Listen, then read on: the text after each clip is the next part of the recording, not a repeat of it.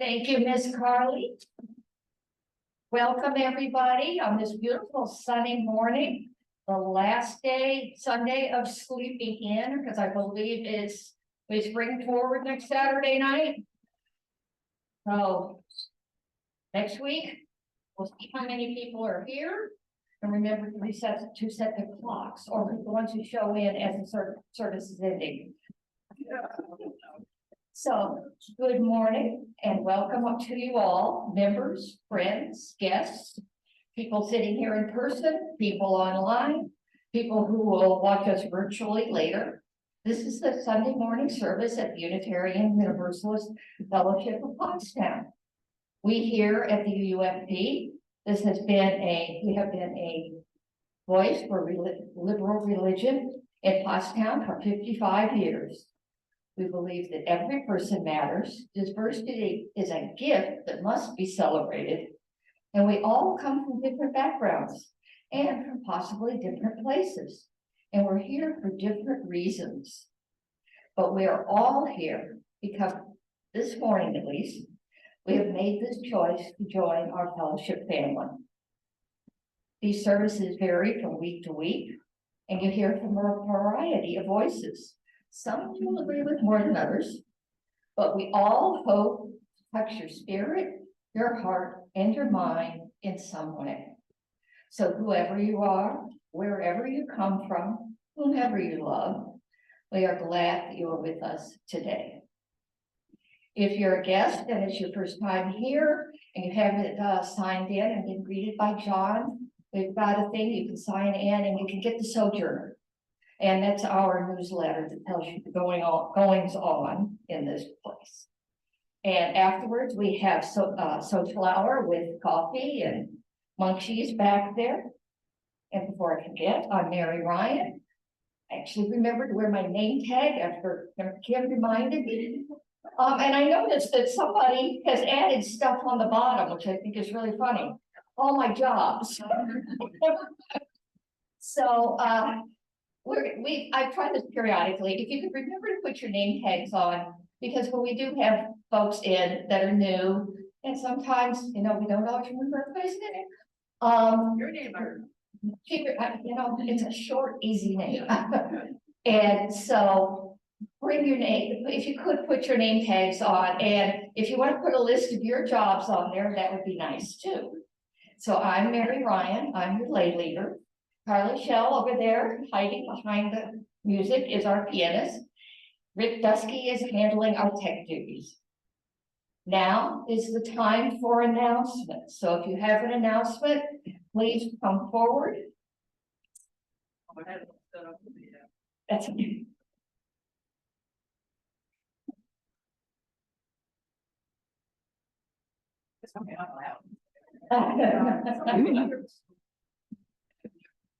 Right. I'm Linda. I just wanted to let everyone know, we do have a new ongoing renter. It is New Earth Traditions. It is started by 2 women. It is for a homeschooling group. So it's for parents who homeschool. They create a committee, and right now it's on Wednesdays. They're looking to expand to Tuesdays. So through April and May, they will be using the room formerly known as Team. Now, outside of them paying us a rental fee, I have to say they are amazing women. So it's Julianne and Anne. Julianne, the shorter one, has a longer name, and the taller one has a shorter name. They helped me paint that room. They've been in there redecorating, so if you get a chance, go see what they have created, the space they've created. If you've looked in the back, they are in the process of putting up the swing set. They have created, we now have a loop that goes from the right side, far side of the shed, down through the creek. They're building a little bridge and then steps that come up on the far side.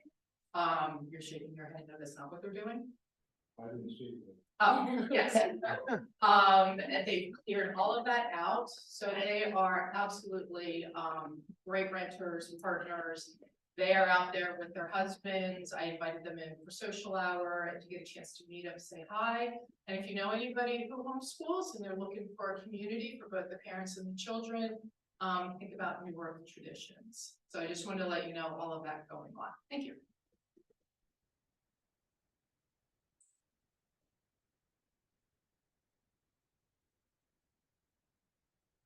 Hi, I'm Valerie. I don't think I've ever done an announcement. My daughter Chloe, as many of you know, is a Girl Scout. She is in Troop 4040, which is East Vincent Troop, they're fifth graders. The cookie season is winding down and they are starting to work on their Bronze Award, which is the highest award that a Girl Scout junior can earn. For their Bronze Award, they are they're taking donations and raising money for an organization in Phoenixville called Anne's Heart. Anne's Heart provides clothes and toiletries and things like that to people in need. Their troop has voted to match donations for a value of up to $1,000. And that's coming out of their cookie money. Like the money that they have earned, they are putting towards this, towards earning their Bronze Award. So if anyone would like to help out and donate to Anne's Heart, I have certain flyers with me. I can do that next week, but I do have the list of things that we're collecting. For tax reasons, they can't just take money. It's a thing. But I do have the list of items that they're looking for, and gift cards are also good. Hi, Monica. Our next women's group meeting is this coming Thursday from 7 to 8. I think it's 7. And if anyone has any leftover forks and knives and things that you don't want anymore, I'm thinking of a craft project for the spring for kiddos. So let me know. Look me up. Thanks. For the third Sunday in a row, I'm announcing our contest to replace our sign out front. I checked the box. There's one in there. I didn't look at it. So whoever did it, put it in upside down. Good idea. So if you have your design that you would like, put it in. And then we'll have the vote a couple of weeks later. Our chalice lighting this morning are words adapted by those of Carl G. Seberg. As we light our chalice this morning, may there be joy in our coming together. May there be truth heard in the words we speak and the songs we sing. May there be help and healing for our disharmony and despair. May there be silence for the voice within us and beyond us.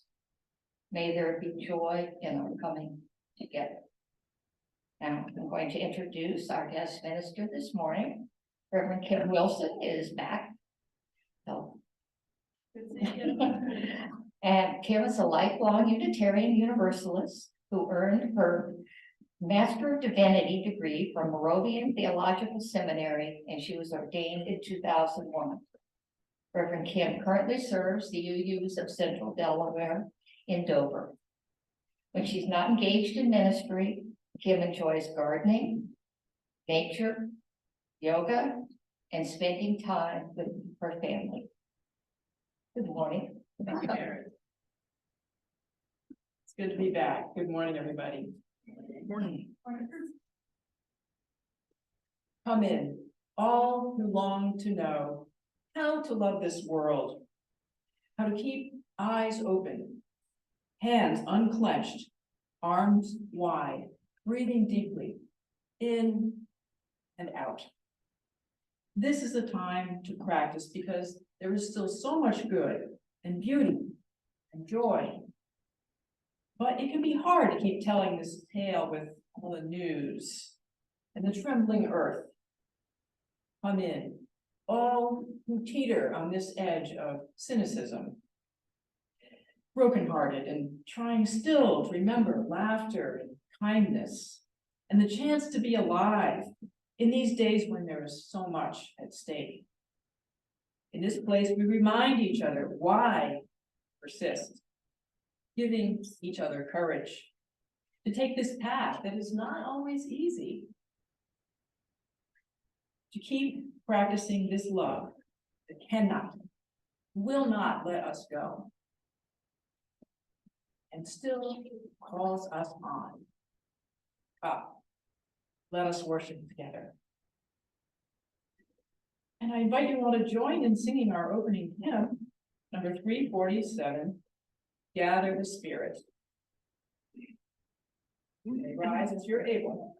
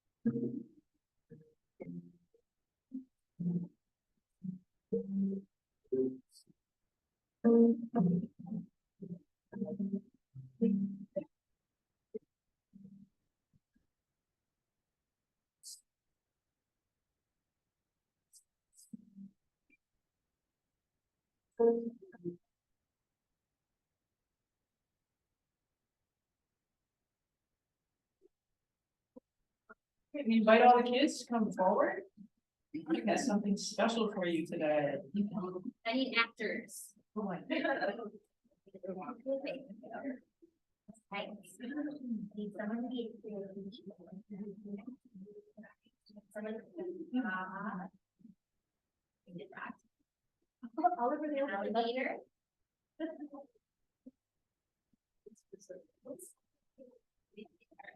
Bunny and a sloth and an eagle. I'll be an eagle.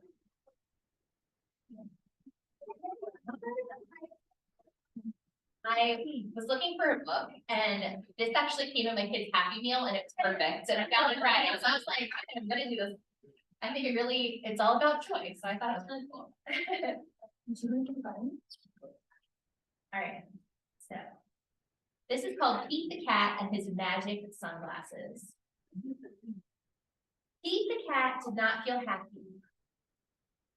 So sad. Pete had never, ever, ever, ever been grumpy before. Pete had the blue cat blues. Then, as if things were not bad enough, along came Grumpy Toad.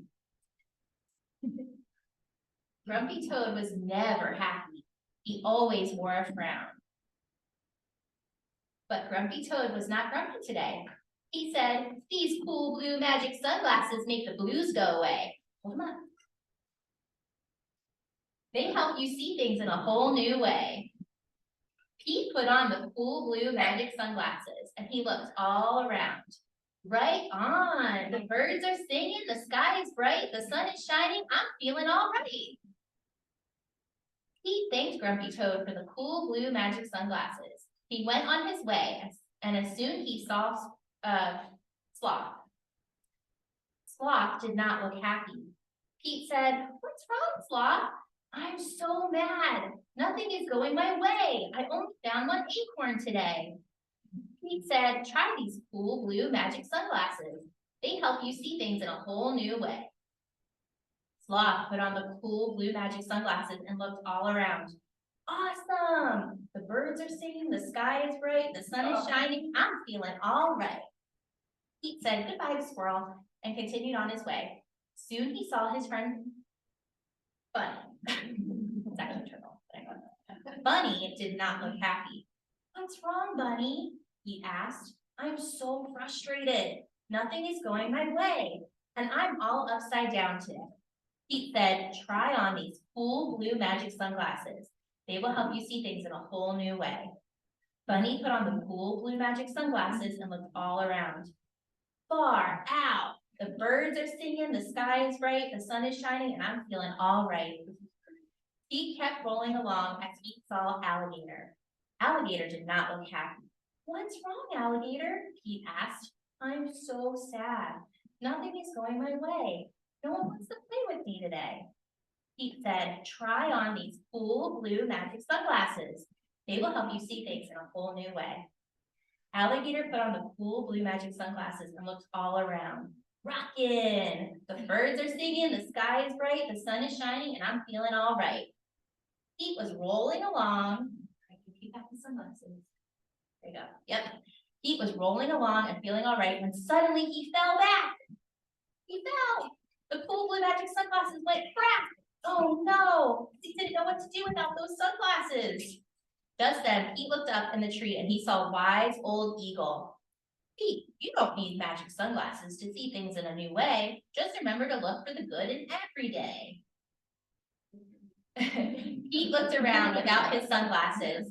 Too cool. The birds are singing, the sky is bright, the sun is shining, we're feeling all right. Yeah.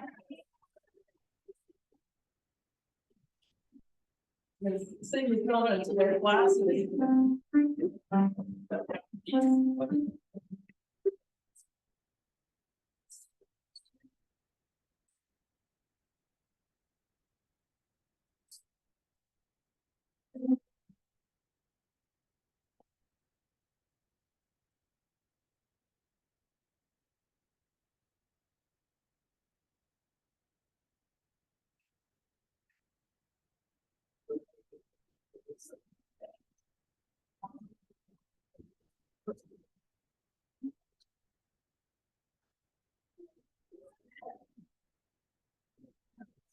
I love how story can really capture the whole rest of the hour in 5 minutes. Cool sunglasses. So we're going to enter into time of meditation right now. Begin with the spirit of life. We'll follow that with about a minute of silent meditation. And then I want to share a meditation a little bit longer. This meditation is by Jack Kornfield.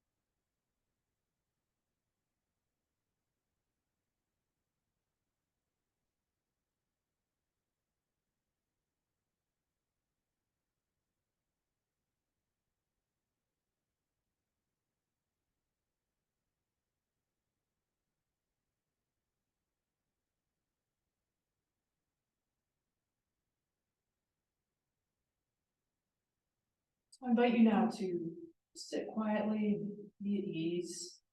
Allow your body to be relaxed, open, your breath natural, your heart easy. We're going to begin a practice of gratitude by feeling how year after year you have cared for your own life. Now let yourself begin to acknowledge all that has supported you in this care. With gratitude, I remember all whose joyful exertion blesses my life every day. The people,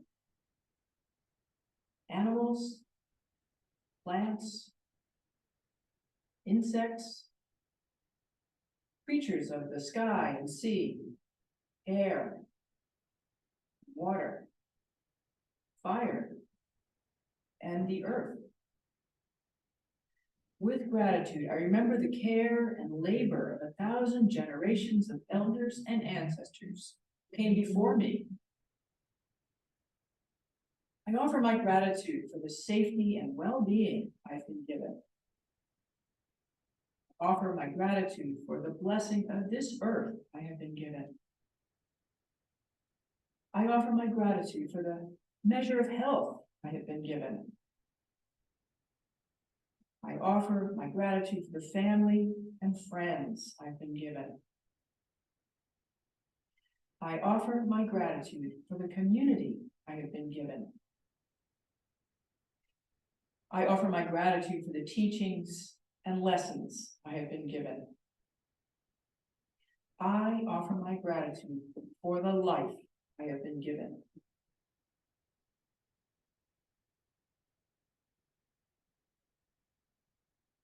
Just as we are grateful for our own blessings, so we can be grateful for the blessings of others. And I invite you now to continue to breathe gently. Bring to mind someone you care about, someone it's easy to rejoice for. Picture them and feel the natural joy you have for their well-being, for their happiness and success. With each breath, offer them your grateful, heartfelt wishes. May you be joyful. May your happiness increase. May you not be separated from great happiness. May your good fortune and the causes for your joy and happiness increase. Sense the sympathetic joy and caring in each phrase.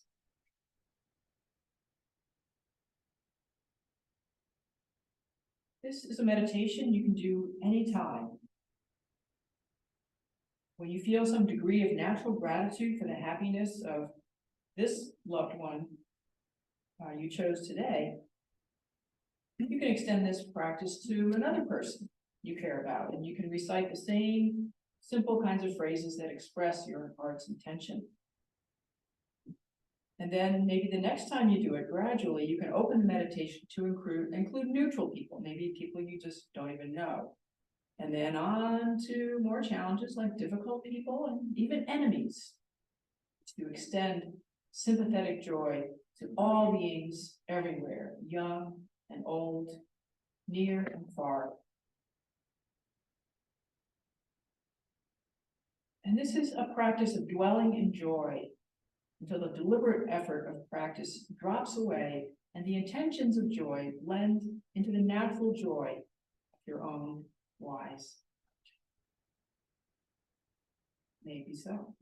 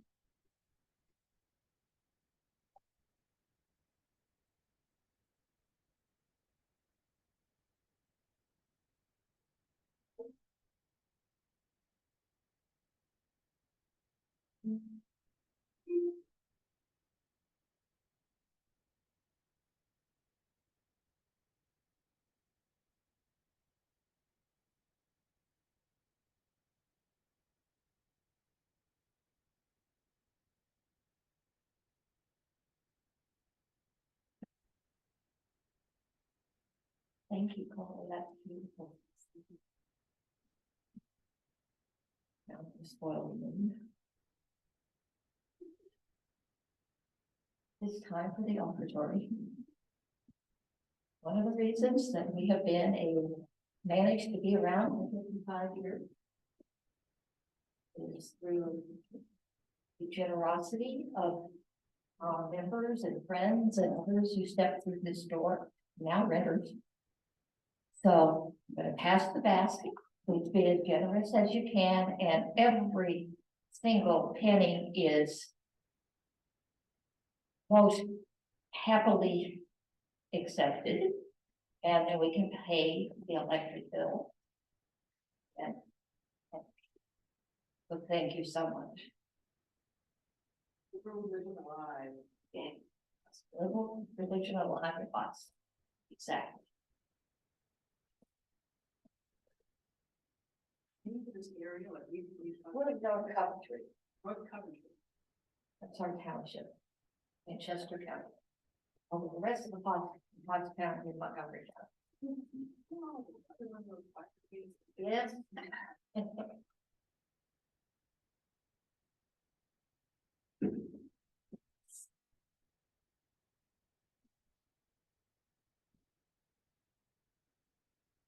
That was fast, everyone was quick to be so generous.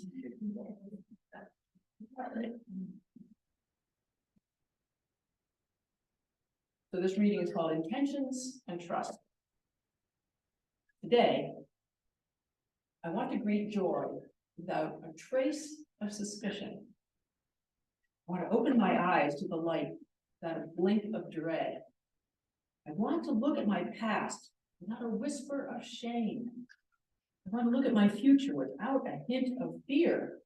Today, I want to dance without pausing to think. I want to belly laugh without caring who hears. I want to open my arms and whirl in the sun until I fall breathless, free to be myself, full of the joy that I open to allow, completely letting go without even a smudge of suspicion or a wink of hesitation. That's my intention. It is what I want.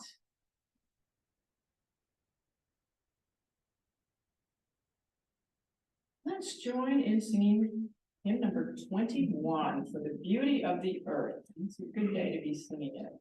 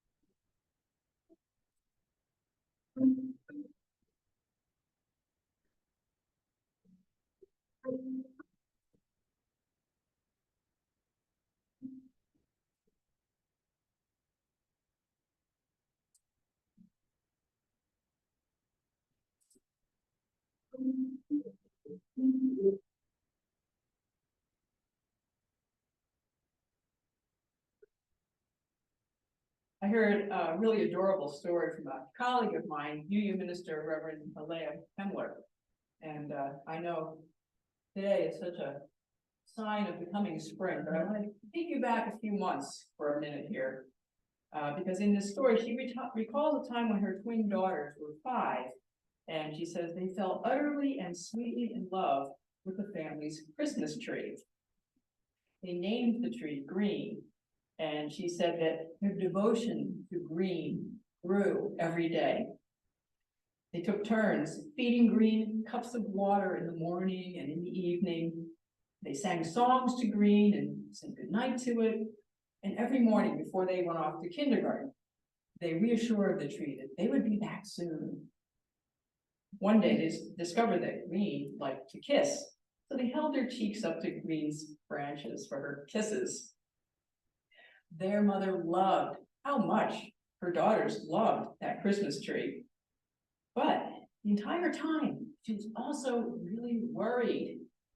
She worried about what was going to happen when it came time to take Green down and take her to the town to be, how shall we say, cremated on the town's Christmas tree bonfire.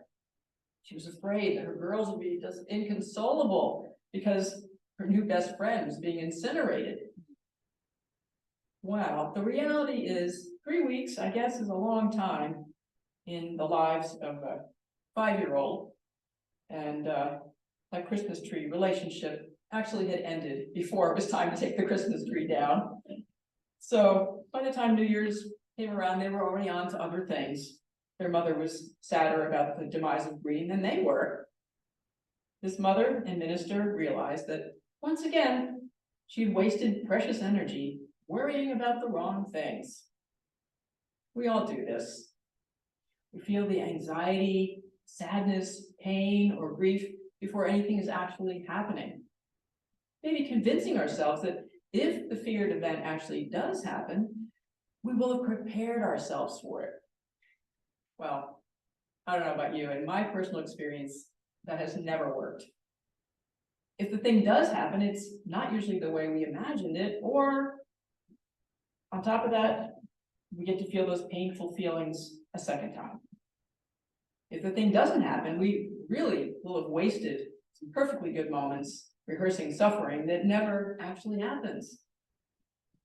Aside from wasting time, rehearsing suffering also makes it harder to have room for other more positive feelings like joy. When we worry, we're focused inward. So it can mean that we fail to recognize joy when the opportunity is right in front of us. And even if we find joy, worry can keep us from resting in that place. For several weeks now, I've been contemplating the title of this sermon, Given Reality, Where's Joy? My thoughts took me back to the history of Unitarianism in the years following World War II. This is when religious humanism really came into its own, and it continued to blossom throughout the 50s and 60s. As Mary mentioned earlier, I'm a lifelong UU. Okay, I was too, but it's pretty close. So they started taking me to a UU Sunday school. And this was during the 60s and 70s. And I remember the dominant message being one of this great optimism.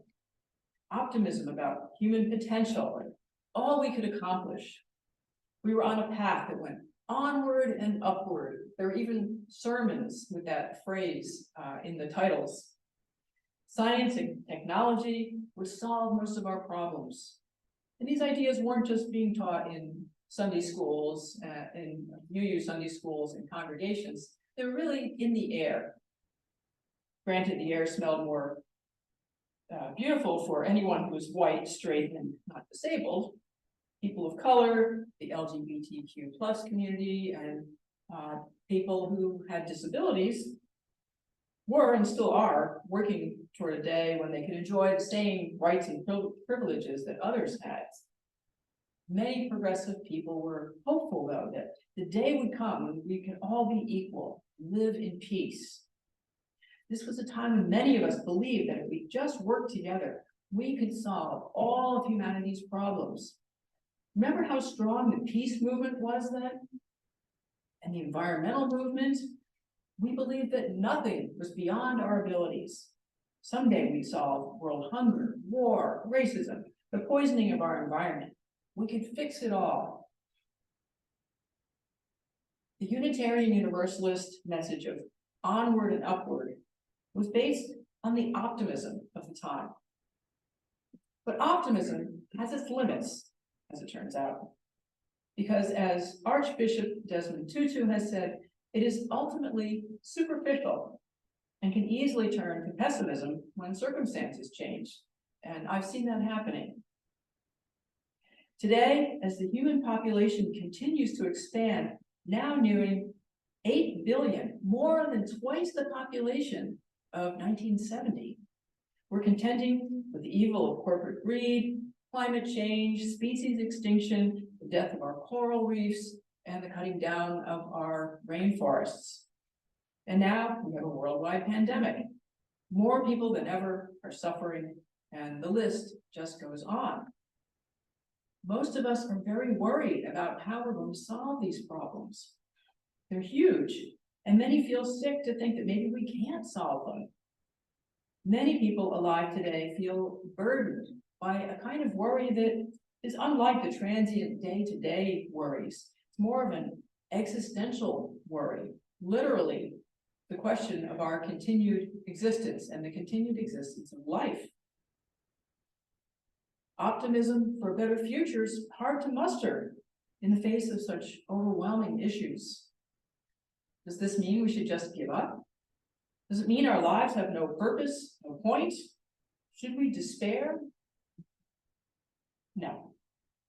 First of all, we don't know what the future holds, and worrying about the big things is just as ineffective as worrying about the little things.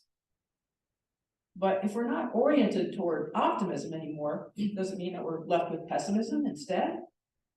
Clearly, that's not a good option. We need to orient ourselves differently. Find a different way. Near the end of Desmond Tutu's life, he and the Dalai Lama spent some time together with the writer Douglas Abrams. The result was a book. This is the book, called The Book of Joy, Lasting Happiness in a Changing World.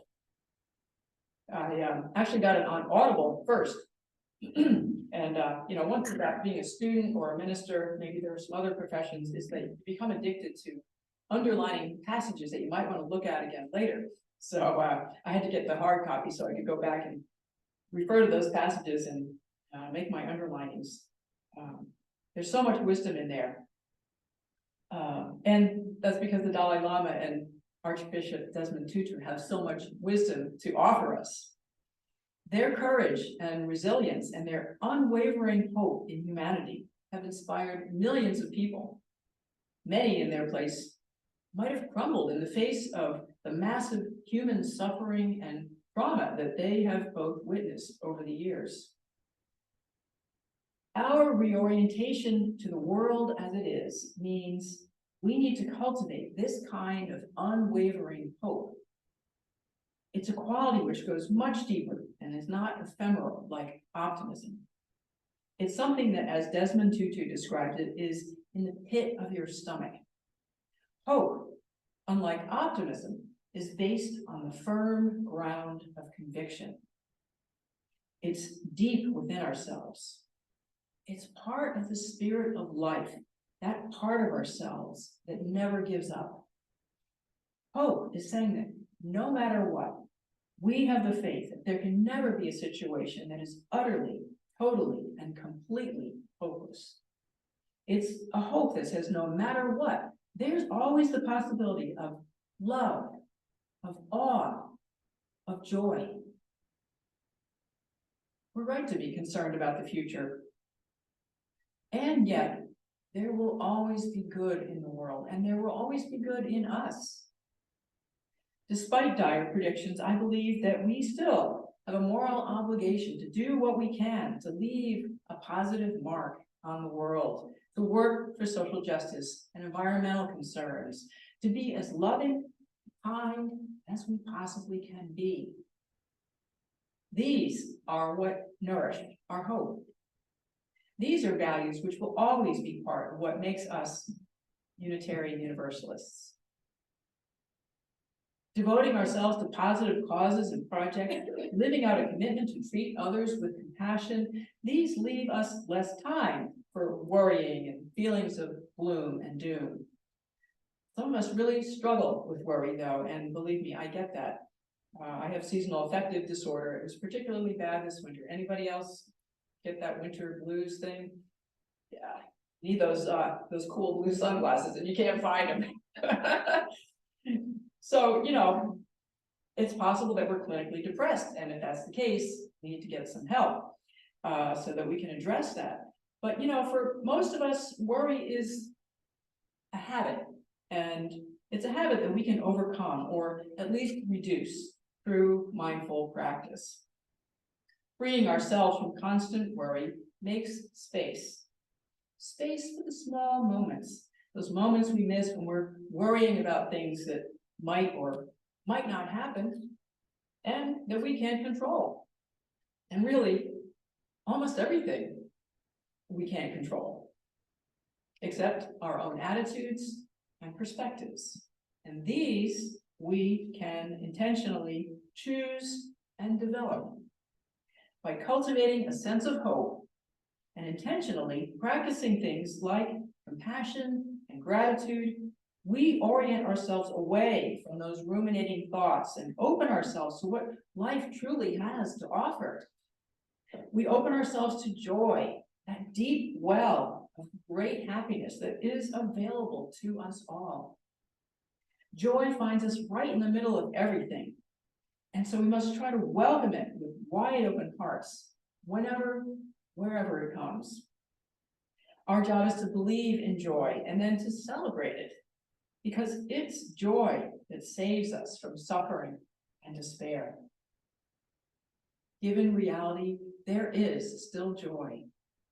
By cultivating a deep well of hope, we can open ourselves up to the possibility of joy, which often comes unexpectedly and can be found in the smallest and briefest of moments, like seeing two 5-year-old girls holding their cheeks up for kisses, the branches of a Christmas tree. And just as joy often comes in unexpected moments, it also is found in unexpected places. You know, sometimes we think we have to go to a beautiful, awesome place like a deserted beach or, you know, mountains or an art gallery or concert hall, maybe even a sports stadium to find joy. But joy is not like that. As Alea Kemmler, mother of those twin girls, says, joy is right there in the chaos. Right there in the midst of our less than lovely lives. Joy isn't a luxury, something to be experienced only when all conditions are right. You know, like a rainbow at the end of a storm. It's something available to us in everyday moments and in everyday places. We don't know what's going to happen tomorrow or the next day. The news will be bad, we can be sure of that. If we focus on hope as the foundation of our being, along with love and its close companions, care, kindness, and gratitude, these are what make our lives the most meaningful. And joy is that quality which adds beautiful high notes. For the Dalai Lama and the Archbishop, joy is something that they have cultivated through the trials of adversity, oppression, and struggle. Theirs is a joy. It's not superficial. It goes beyond moments of happiness, which can depend on outside circumstances. Joy for them is a state of mind and heart.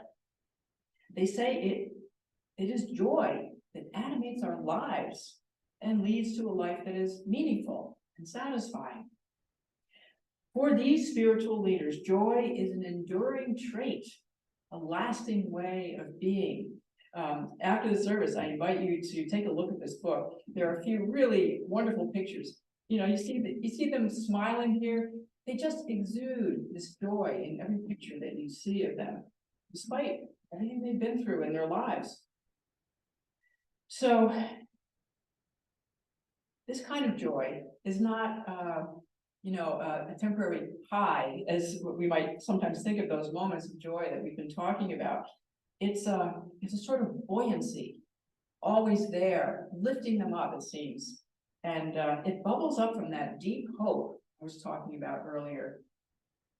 Great spiritual leaders such as these two men have cultivated this quality of joy through countless hours of prayer and meditation and daily practice. This profound, constant joy is something that most of us can probably only aspire to, but with practice, we can make joy a more frequent companion on our journey through life. May hope spring eternal within each of you, and may you each find joy wherever you are, however you are, whatever your circumstances. May it be so.